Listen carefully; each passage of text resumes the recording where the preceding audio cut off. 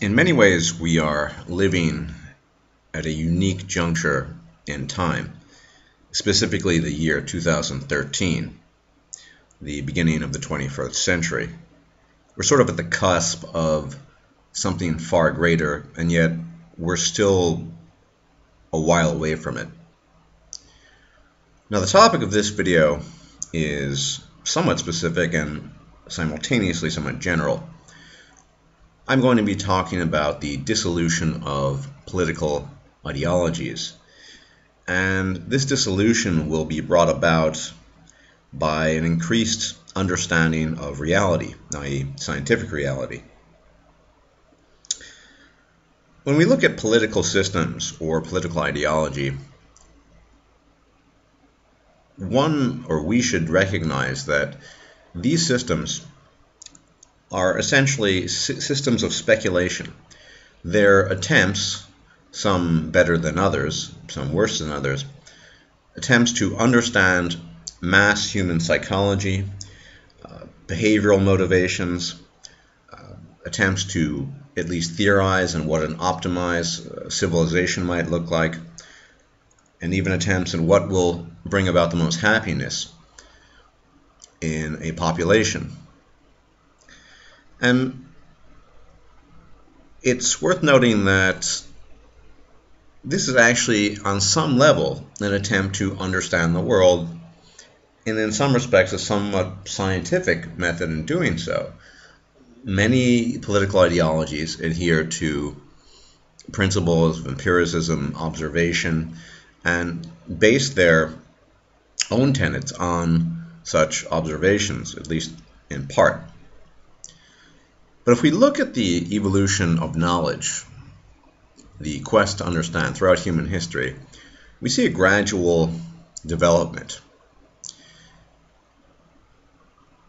In the beginning, religion, I'm not talking about the great monotheistic ones, although they obviously still have a lot of currency, but in the beginning, various phenomena that occurred in the world, as well as human behavioral traits or human diseases and all of these things, these are explained by means of spirits, the gods, different forms of spiritualism, polytheism, so on and so forth. When we move forward away from that, we move into the realm of philosophy, and I'm going to be talking a bit about this. And philosophy is a move away from religion. Generally speaking, philosophy attempts to explain things on a basis of observation, highly speculative, mind you, but at least it's based on observation without necessarily referencing external powers to explain things. Now, philosophy, in its most proper form known to us, I'm specifically going to talk about Western philosophy, manifested itself in ancient Greece, and they certainly had a flourishing culture. But we have to understand that philosophy then and even now is not our best attempt to understand the world. And what do I mean by that? Philosophy, like so many other things, is based on a lot of speculation, based on observation, and based on the culmination of these speculations and these observations. And the problem here is that humans and human beings' ability to perceive reality is highly flawed. We don't see the electromagnetic spectrum. We can't see many things that other species can. We don't understand. We cannot see the ongoings of our hormonal systems, our neurology, our physiology. There's just many things missing in the picture, and thus any attempt to understand the world, and that's what philosophy in a very broad sense is, an attempt to understand the world, will fail at its core if it doesn't have the kind of information that can be only garnered by means of the kind of technology and scientific understanding that we have today. And this progression of knowledge is continuous. So just as philosophy at some point in time supplanted, although it was certainly commingled quite a bit, supplanted religion as a means of understanding the world, philosophy bit by bit over the last few centuries has given way to science as a means of understanding the world. In fact, these days, the only branch of philosophy that's even remotely interesting, and I say that with a grain of salt, is the domain of ethics, because we haven't figured the ethical stuff out completely, not yet, on scientific grounds. But mind you that silly branches of philosophy such as metaphysics, and nobody takes this seriously anymore, at least people who are serious about talking about reality and what constitutes reality. No one talks about metaphysics. No one talks about the metaphysics of Malebranche. And, even incredibly intelligent, genius level men, Gottfried Leibniz, for example, whom some people credit with having discovered or created calculus simultaneously along with Newton. It's an open debate. They hated each other for it. But irrespective of that, he was a genius. Incredibly gifted mind. And he had developed a system called the monadic system, the system of monads, which I suppose you could see some analogy between Leibniz's monads and molecules, or maybe atoms. But he was very much a prisoner, a victim of his times. They didn't have the understanding, the level of scientific progress, or the technology to understand that reality is composed of molecules, atomic particles, and some atomic particles. And this is just a consequence of being born in the wrong epoch. Just like we're born in the wrong epoch as well. Because 200 years hence, if there's still a human civilization, so many things will be understood that we are just clueless about.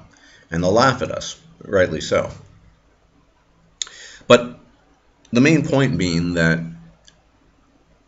as our understanding of reality, as our state of knowledge increases, is bettered, improves, things like philosophy as a principle for understanding reality, or for guidelines on how to best live your life, ultimately amount to exercises in sophistry.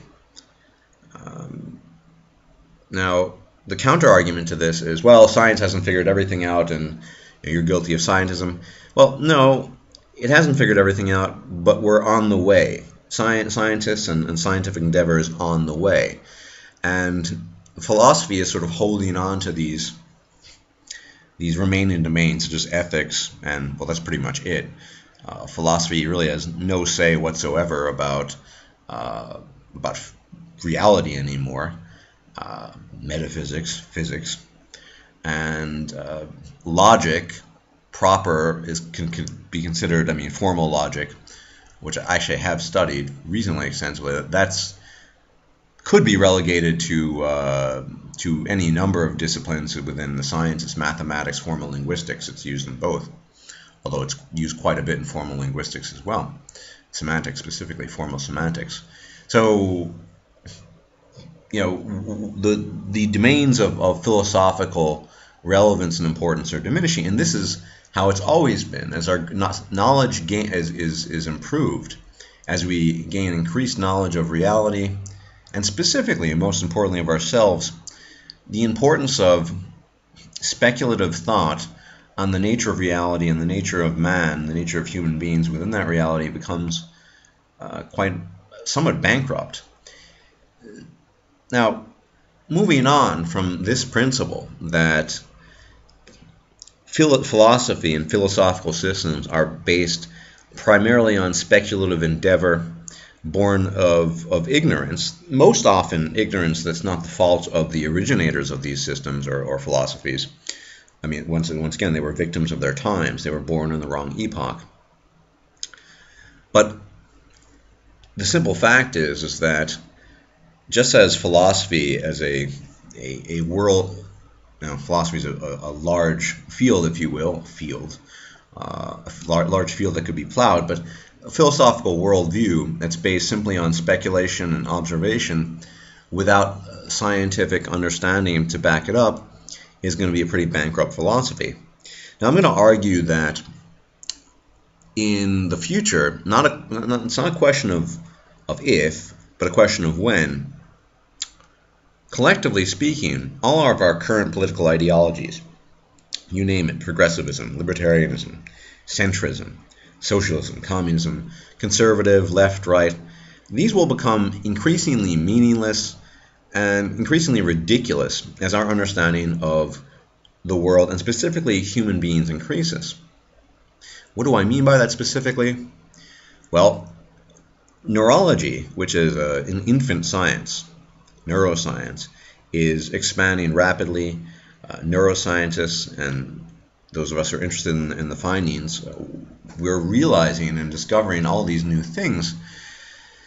And it's really incredible, but the simple fact is that we're learning a lot more about the way the human brain works, and the human brain is us. We are our brains effectively, and of course, other things. We have a hormonal system, but that's essentially all regulated by the brain. It all goes back to there. So a system such as libertarianism or progressivism, all these systems, these are all based sometimes on decent speculative thought, but that's all they're based on. As our understanding of human behavior increases, becomes ever more complete, we will cease to need such systems because humans will be understood in a much more categorical fashion, and in a fashion that can be predicted to a T. What do I mean by that?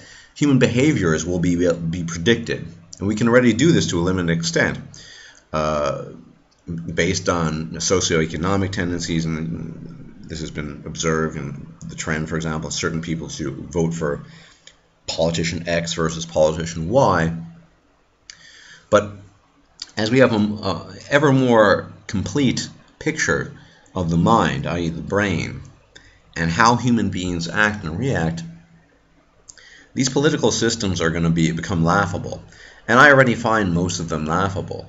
It's why these days I can't call myself a political anything, because I'm much more interested in scientific reality than I am in what I like to see as a kind of sectarian jockeying for power, a constant back and forth that results in nothing, that accomplishes nothing, that really is reminiscent of religious fanaticism in many ways. Now, how do I know this? Well, a lot of things have occurred in the last few decades. We can make predictions about people's behavior based on what areas of their brains light up during magnetic resonance imaging, for example, what kind of behavioral deficiencies they might have if certain areas of the brain are damaged. For example, if you have a large tumor in your prefrontal cortex, you're going to have some pretty erratic behavior, most likely. I talked about, for example, in a previous video, many of you didn't watch, but regardless, the effects of damage to, say, Werner's or Broca's area with relationship to language production and communication and understanding. All of this is going to become more and more complete over time. And the consequence of this is that we are going to be able to understand human behavior to a T. And these political systems, which are based almost entirely on speculation and to a lesser extent observation of human thought and human behavior, are going to become a joke, and they'll become the equivalent of someone advocating flat earth theory, or someone talking about astrophysics and talking about a geocentric universe. It's not to say that politics will disappear, but the various political ideologies, if they can't be substantiated by scientific findings that actually do correspond to reality, they're going to have to take a step back. Now, of course, there's going to be resistance to this as time goes on. people are not going to welcome scientific reality with open arms in this regard. They're not going to drop their banners of sectarian political allegiance just like that, for simple reasons. People have an immense emotional investment in their own ideologies, and those investments too will be able to be explained by neurology. I mean, many things, not just political systems, will be, I would say, condensed into a much simpler, streamlined system. Take the field of psychology. It's a field with literally dozens of subfields: clinical psychology, child psychology, developmental psychology. The list is endless. But I'd argue that psychology proper is simply neurology. To understand neurology, that's all you really need. And you could create a subfield, maybe neurology of children, child neurology. But basically, psychology, as it develops and moves forward, will be reduced to two sections, if you will. The current, the present, which will be based almost entirely on neurology, neuroscience, neurophysiology, neurological findings, and the past, or the predictive aspects of this, partially based on neurology, the other part based on evolutionary biology and by extension evolutionary psychology, which will take a look at our past to explain our current behaviors, and evolutionary psychology makes very powerful predictive models that more often than not, and indeed very often, can be confirmed and substantiated. And all these other subfields of psychology will be done away with because they're a waste of time ultimately. But thus far, that's what we've had to work with. So it's just one example of how a streamlining of our understanding of scientific understanding of reality and human beings will make way for these things.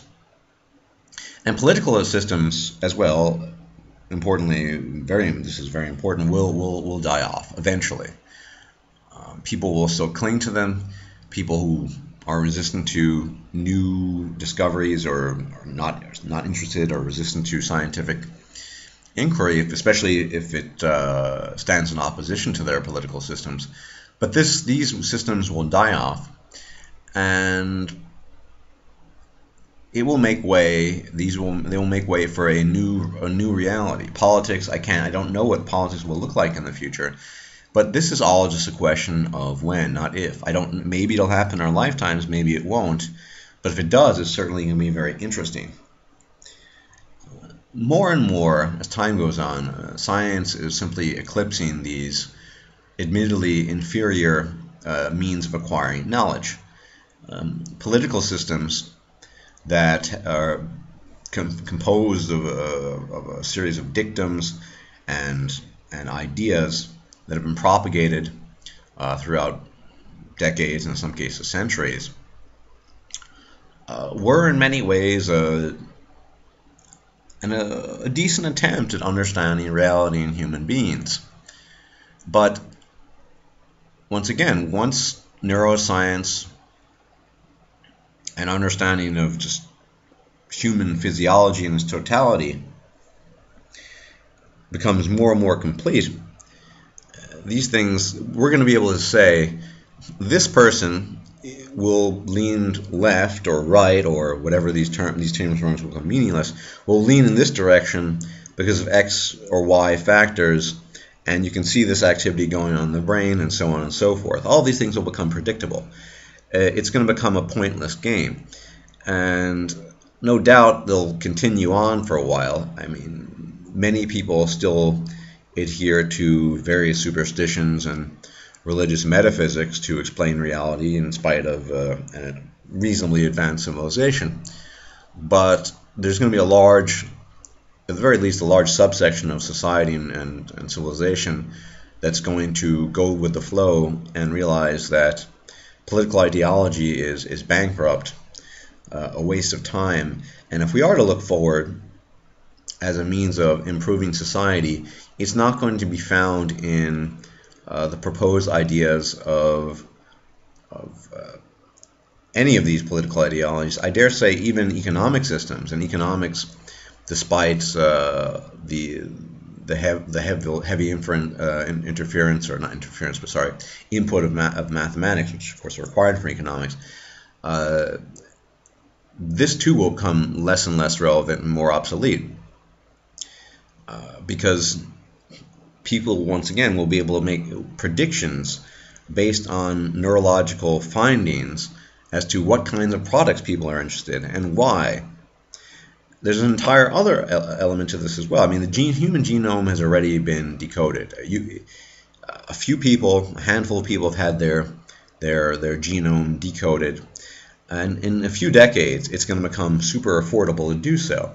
You're going to get your genome decoded, and you're going to be told what kind of genes you have, specifically with reference to diseases that are recessive, which are not, what kinds of diseases you're more inclined to get, which you're less inclined to get, and so on and so forth. And this is just part of an ever-growing, ever-expanding base of human knowledge that will have little time for the philosophical sophistry and musings of the past.